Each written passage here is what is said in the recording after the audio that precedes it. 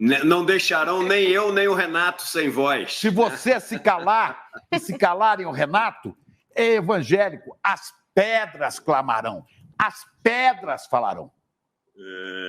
Mas deixa eu te falar, eu tô até com esse sorriso aqui, eu tô meio atrapalhado, sem saber até como reagir com a resposta que a nossa comunidade está dando para essas ameaças que o Renato sofreu. E digo mais, o Renato também, eu liguei para ele há pouco tempo para dar a notícia que eu já vou dar para vocês, e ele falou assim, Eduardo, ainda não caiu a minha ficha, parece que eu estou dentro de um sonho.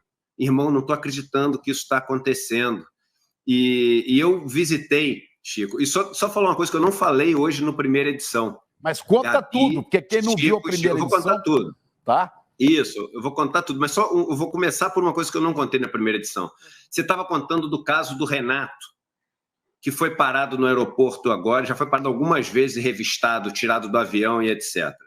Ontem, eu voltando de Curitiba, já vou falar da viagem para vocês, eu voltando de Curitiba, na minha frente, o cara que passava no raio-x, um homem, devia ter uns 50 e poucos anos, cabelo branco, um cara assim até mais forte, com uma tatuagem, mas com aquelas roupas super de rico, aquelas camisas de botão, abotoada até aqui 2 botões, tirando uma onda com um relógio caro e etc. Ele foi parado no raio-x, né? Não parado, sabe quando dá aquele, não sei o que, aleatória, né? Que tem que parar ali e fazer a revista, que foi o que disseram que aconteceu com o Renato. E aí ele foi lá esperar, ficou meio sem graça, assim, aí falou com a atendente, aí falou alguma coisa com ela, a atendente foi lá na supervisora, daqui a pouco ela voltou e fez assim, fechou um pouco o olho e falou assim, não, pode ir. Eu cheguei para ela e falei assim, deixa eu só te fazer uma pergunta, por que ele não foi revistado? E aí ela falou, não, porque a supervisora falou que a gente estava fazendo uma coisa, a supervisora liberou. A supervisora liberou. Por que a supervisora liberou ele, Chico? Porque responde por que a supervisora liberou ele e não liberou na minha frente. Isso era uma mensagem ali já para mim, sabe? Olha só, Eduardo, isso, essa luta vale a pena. E a gente vive um momento que tem duas coisas muito difíceis desse momento que a gente vive. A primeira delas é que aqui no Brasil, as maiores lideranças da esquerda foram eleitas, porque a gente colocou todas elas nessa guerra contra Bolsonaro.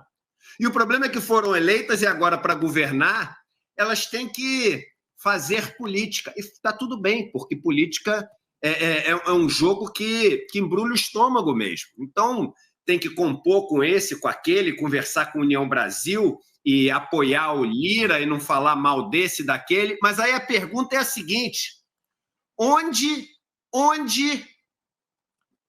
estarão os nossos profetas que vão fazer as denúncias, né?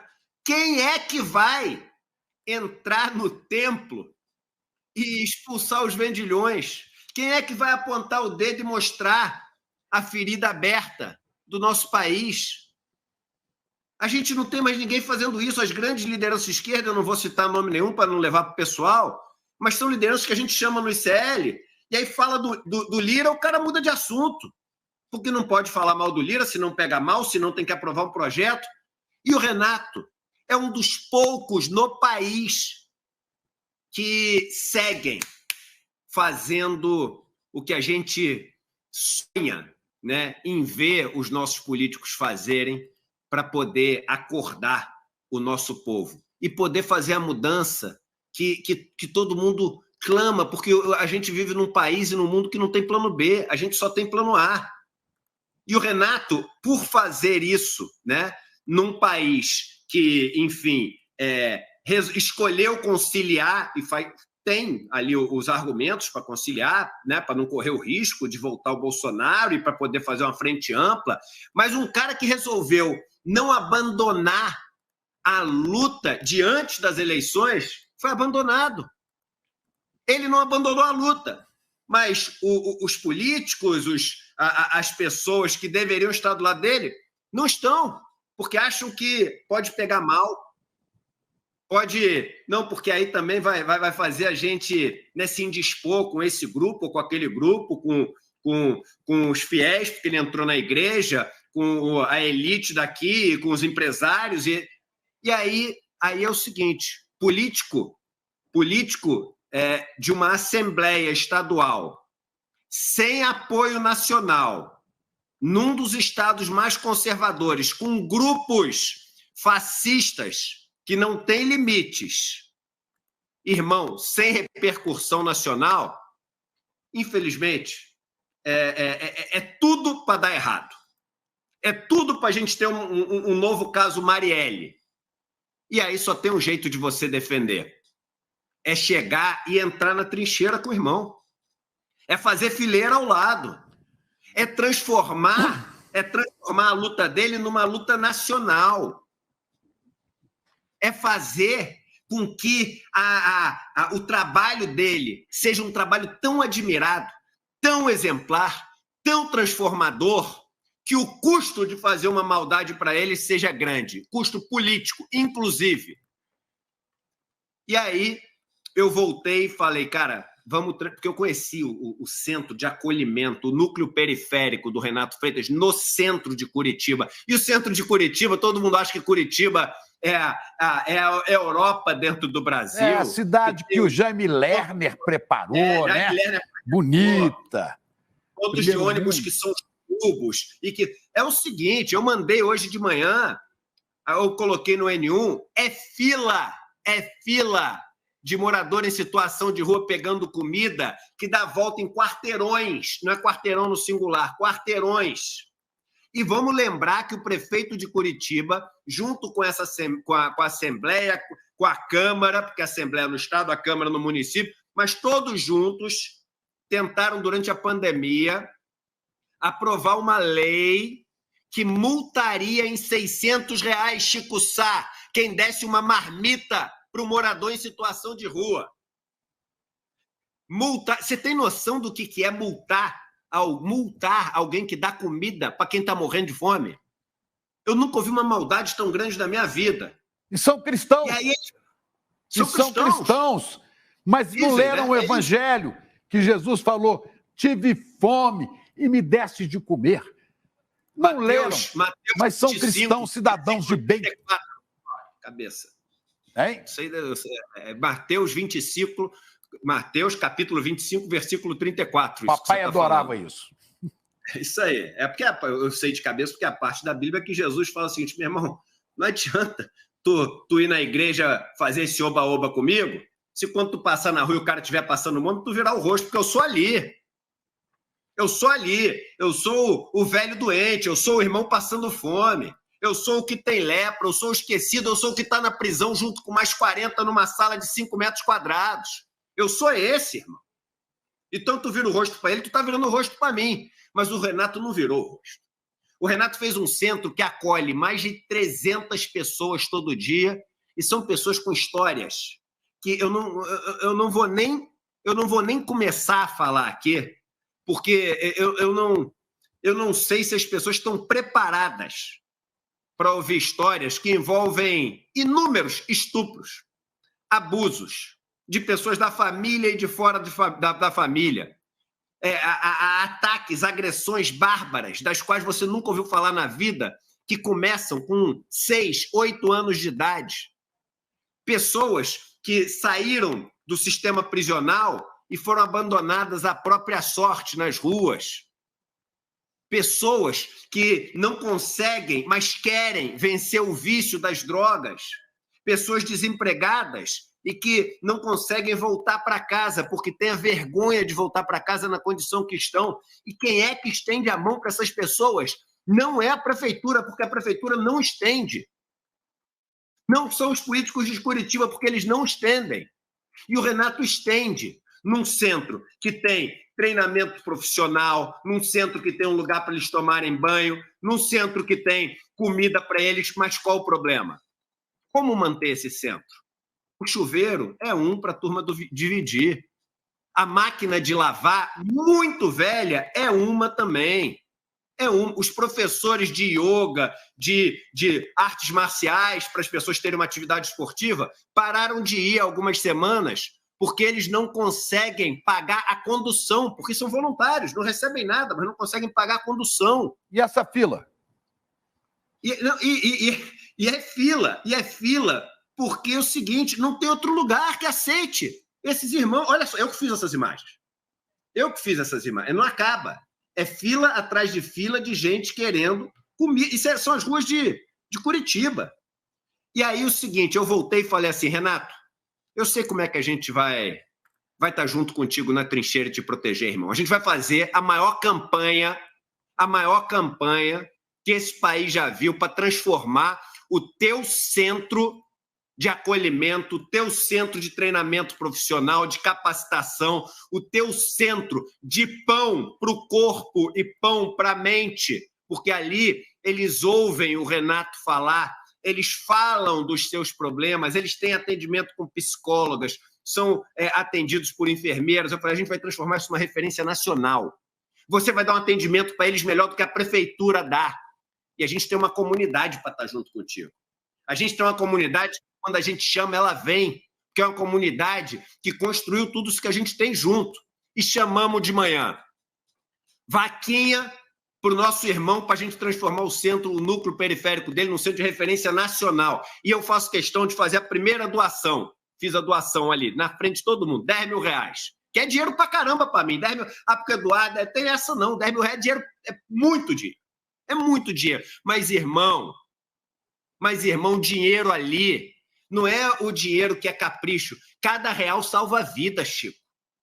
Não tem um lugar mais bem gasto para dinheiro nenhum do mundo do que num lugar que atende quem ninguém atende. Do que num lugar onde um pão significa a diferença entre viver e morrer, literalmente.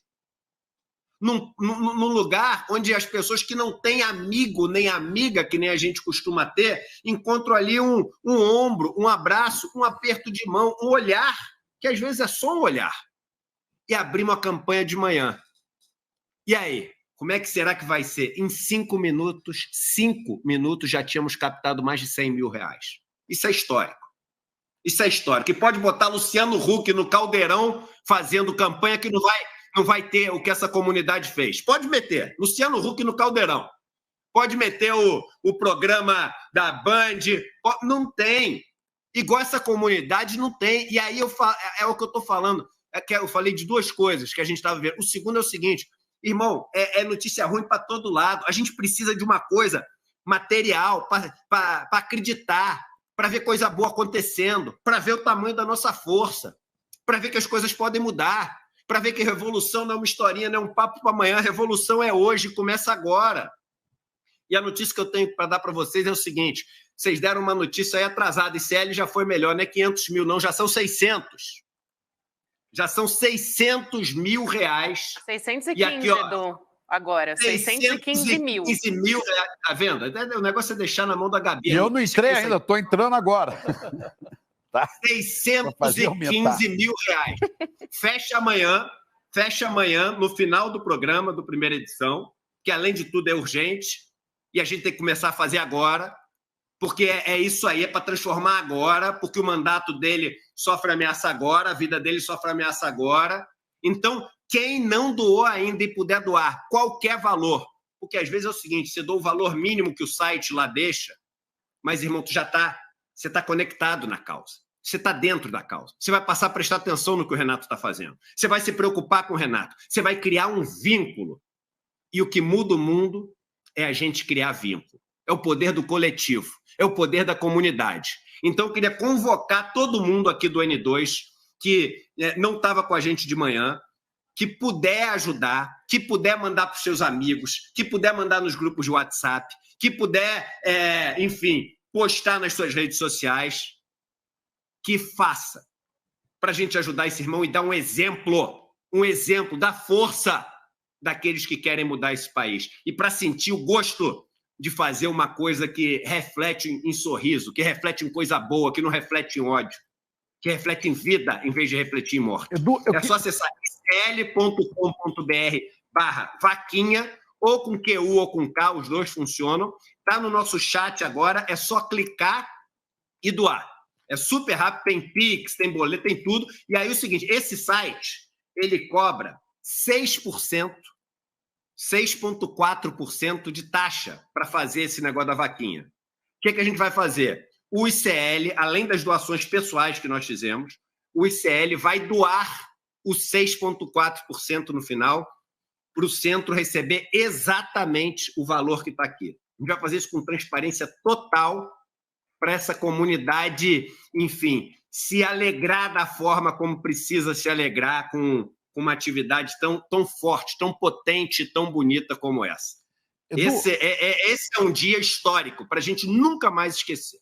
Edu, tem imagens aqui, não sei se a gente está com elas no ponto, do centro que você visitou.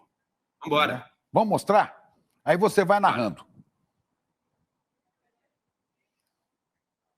Isso aí é Curitiba.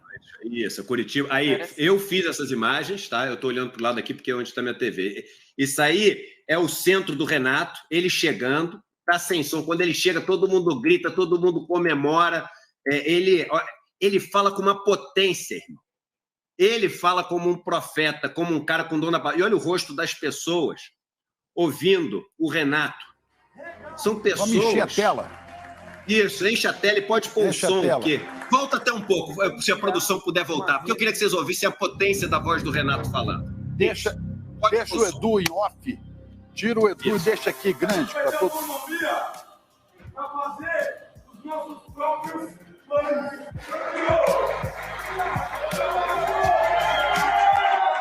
Nesses tempos antigos, a terra era de todos, mas essa semente só vai vingar se cada um e cada uma que estiver aqui regar.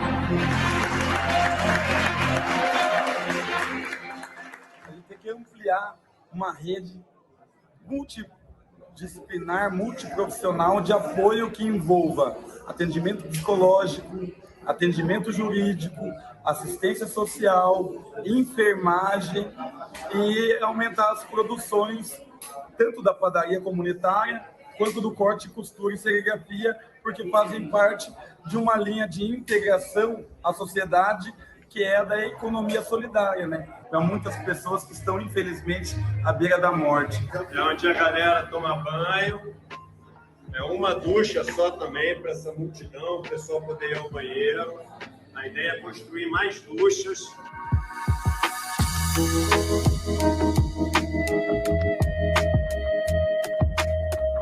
E muita vontade, disposição, amor e resistência.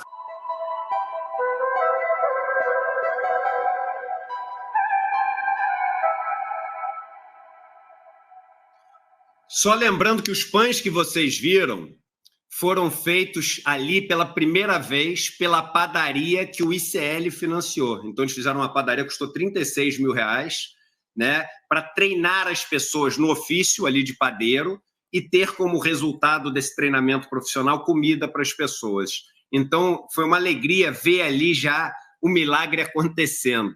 Então, é digno demais isso. É digno demais isso que está acontecendo, sabe? E eu acho que a gente tem que se agarrar nessas coisas para poder acreditar que dá para fazer uma mudança muito maior. É isso, Edu.